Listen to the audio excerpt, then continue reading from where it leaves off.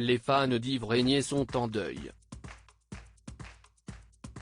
Samedi 24 avril 2021, le célèbre interprète du Commissaire Moulin est décédé à son domicile de Neuilly-sur-Seine, dans les Hauts-de-Seine, d'un malaise cardiaque. Si de nombreux téléspectateurs le regardaient à la télévision, Mathilde Seigner le considérait comme un ami proche. En deuil, CIST pour le Parisien que la comédienne a révélé, on se connaissait depuis 25 ans. Je ne me rappelle même plus comment on s'est rencontrés, sûrement avec le clan Hallyday, il faisait partie de la bande de Johnny. Yves, c'était comme quelqu'un de ma famille. Mon père est mort il y a 9 mois au même âge.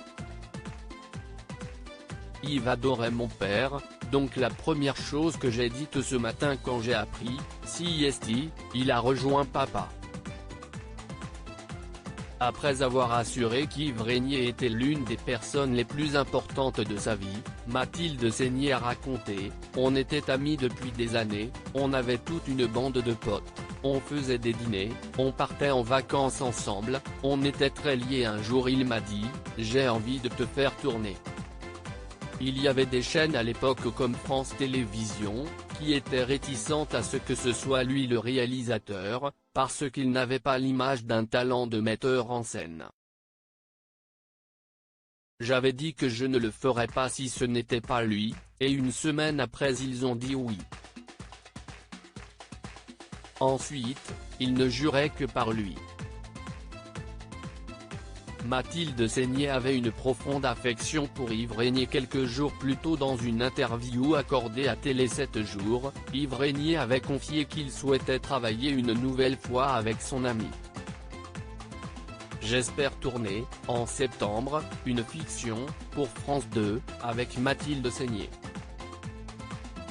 Ce ne sera pas dans le genre polar, mais plutôt sociétal, autour de l'euthanasie, pouvoir choisir le moment où l'on décide de partir.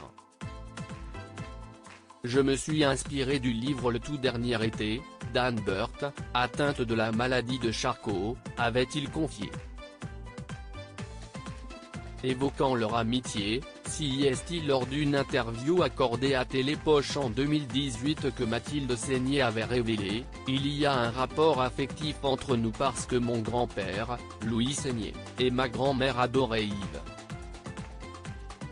Mon aïeul, qui n'aimait personne et critiquait tout le monde, le trouvait remarquable.